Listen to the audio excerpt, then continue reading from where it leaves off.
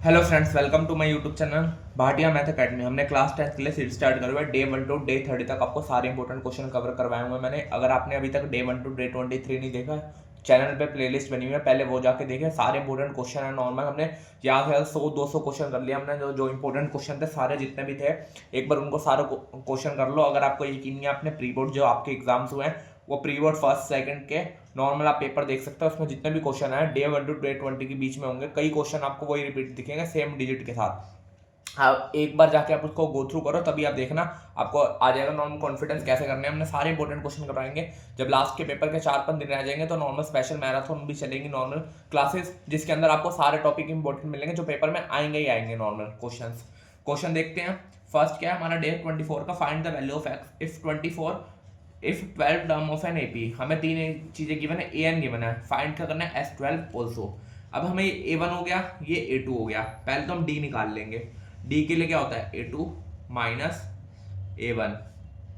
ये करा, ये कटा, ये आया हमारा 5। T तो आ गया हमारा 5, D तो हमने निकाल लिया। और हमें क्या निकालना है, नॉर्मल AN गिवन है। AN का फॉर्मूला लगा देते हैं, A plus N minus 1 D।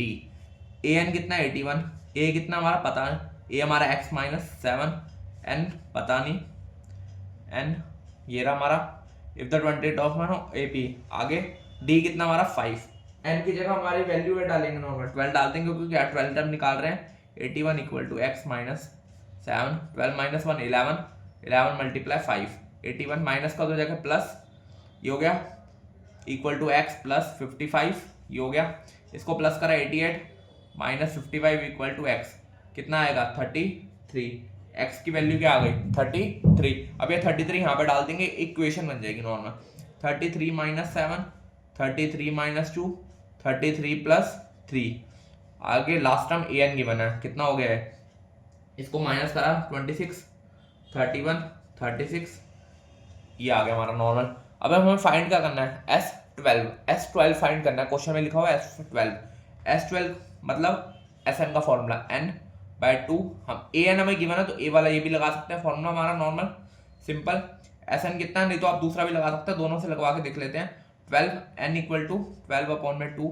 A कितना है 26, An 81, 12/2 इक्वल टू मल्टीप्लाई 7 10, ये आ गया। इसको काटा 6 मल्टीप्लाई 107, इसको करा 642, ये हो गया हमारा आंसर आ गया सिंपल।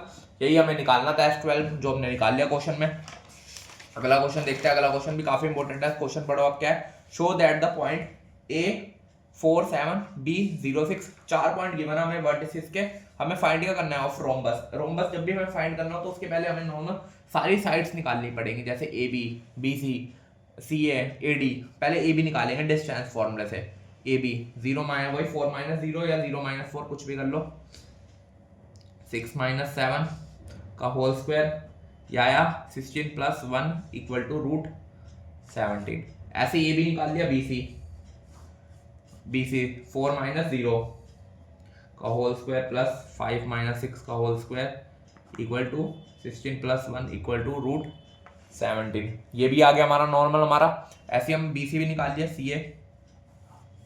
CA निकाल लो 8 माइनस 4 का होल स्क्वायर, 6 माइनस 5 का होल स्क्वायर इक्वल टू, ये भी 17 आएगा। ऐसे ही DA निकाल लो 4 माइनस 8 का whole square plus 7 minus, DA निकाल रहा है 7 माइनस 6 का होल स्क्वायर, ये आया 4 में 4 16 1, ये भी रूट 17। सारी साइड्स क्या आ रही है हमारी, बराबर आ रही है। अगर रोम्बस होगा तो सारी साइड्स बराबर है।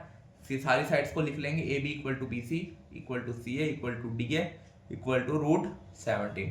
ये आ गया हमारा। अब हमें लेंथ भी निकालनी पड़ेगी। लेंथ ऑफ डायगोनल जो होता है हमारा नॉर्मल, जैसे मतलब AC और BD। AC के पॉइंट निकाल लो वही डिस्टेंस फॉर्मूले से। 5 माइनस 7 का whole square, 0 plus 4 equal to root 4, ये आ गया 2। डायगोनल क्या आ गया हमारा 2 आ गया। ऐसे हम क्या निकालेंगे BD को भी ऐसे सेम फॉर्मूले से, ये आ गया, ये आया हमारा 8 8 64। ये कितना आ गया 8 आ गया। ये तो नॉर्मल डायगोनल दोनों के बराबर नहीं है नॉर्मल, तो ये quadrilateral diagonal quadrilateral not equal. तो नॉर्मल आ गया, स्टेटमेंट लिख देंगे यहाँ पे AC is not equal to BD। ये दोनों नॉट इक्वल है तो ये सीधा लिख सकते हैं diagonal of quadrilateral are not equal, equal नहीं है नॉर्मल, तो सिंपल लिख सकते हैं ये सारे जो पॉइंट है वो वर्टिसेस के हैं। सिंपल क्वेश्चन था हमारा नॉर्मल। अगला क्वेश्चन देख लो, ट्रिग्नोमेट्री का क्वेश्चन है, काफी इंपॉर्टेंट है।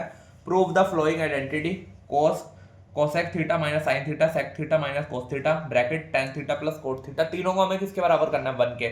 जब भी मैं क्वेश्चन दिखाऊं ना, अगर कोई आइडेंटिटी समझ ना आ रहा हो, अगर आप नॉर्मल स्टेप मार्किंग के हिसाब से चलेंगे, आप इसको जैसे कोसेक है, मैंने कुछ भी कहा था, जब भी साइन हो, कोसेक हो, सेक हो, टेन हो, कोट हो, सबको साइन और कोसेक में कन्वर्ट करने की कोशिश करना, फिर आपका क्वेश्चन बनना स्टार्ट हो जाएगा नॉर्मल। जैसे कोसेक है, उसका उल्टा क्या होता है, 1/sin थीटा, साइन का तो साइन ही होता है, सेक का 1/cos theta minus cos theta, ten का क्या होता है, साइन थीटा अपॉन में cos theta plus cosec theta upon में sine theta.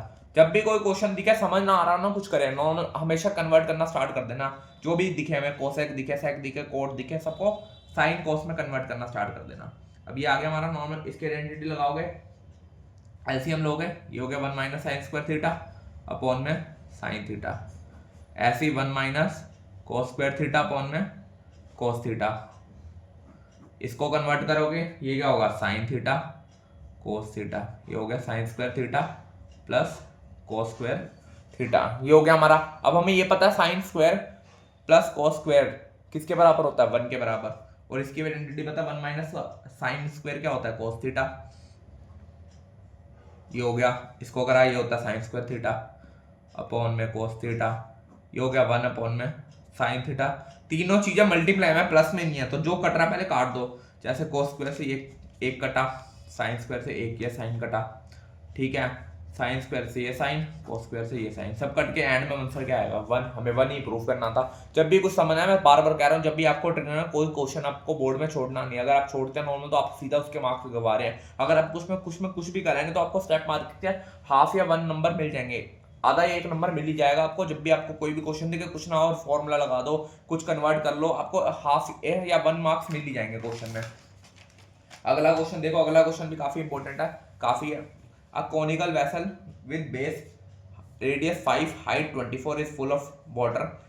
This water is entirely into a cylindrical vessel of base radius 10 cm. Find the height which water will rise in cylindrical. सबसे पहले देखना figure में, question में क्या क्या given है। एक कोन है और एक सिलेंडर है, कोन और सिलेंडर गिवन है नॉर्मल। हमें निकालना क्या, find the height to which water will be rise, height निकालनी है। तो हाइट निकालने के लिए दोनों को इक्वल रखना पड़ेगा, तभी आएगा बराबर दोनों। सबसे पहले दोनों का फॉर्मूला लगाते हैं। वॉल्यूम ऑफ कोन क्या होता है, 1/3 पाई आर स्क्वायर एच, 1/3 पाई को एज इट इज रहने दो। ये आर कितना होगा हमारा 5 क्वेश्चन में गिवन है, 5 का स्क्वायर मल्टीप्लाई एच 24, ये आ गया। इसको काट दो, 8 आ गया। 25 मल्टीप्लाई 2 अपॉन में 7 मल्टीप्लाई 8। अब कुछ नहीं कट रहा, इसको यहीं रहने दो क्योंकि हमें इक्वल टू रखना है।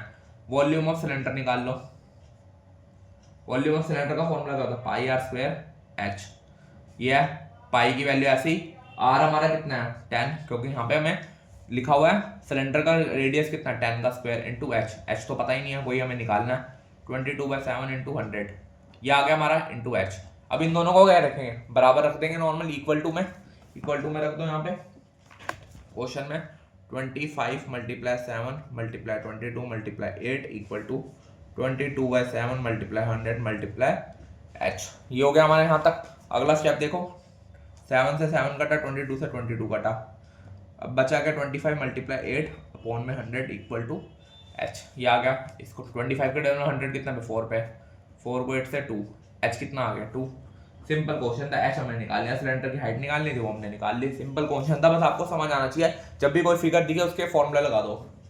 अगला क्वेश्चन देखो 4th चैप्टर का, क्वाड्रेटिक इक्वेशन का सोल्व फॉर एक्स। एक्स के लिए फाइंड करना है नॉर्मल में, इक्वेशन गिवन है। कई बच्चे इसको इतना बड़ा होता है नॉर्मल डी फॉर्मूला का, आपको 4 टर्म्स दिख रही हैं जैसे यहाँ पे, इसको अगर मल्टीप्लाई करोगे यहाँ पे, ये देखो बी को इससे मल्टीप्लाई, इसको एक्स से बी, तो ये क्या बन जाएगा 6a² bx plus bx plus 3b²। 4 term बन गई। जब 4 टर्म बन गए तो आप कॉमन स्टार्ट कर दो, कॉमन लेना, इनमें कॉमन ले सकते हो, कॉमन ले लो।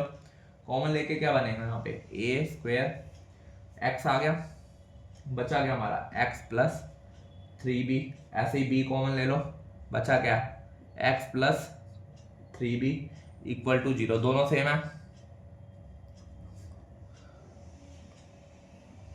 x की वैल्यू निकाल लो, एक आ गई -3b, एक x की वैल्यू आ गई -b/2a²।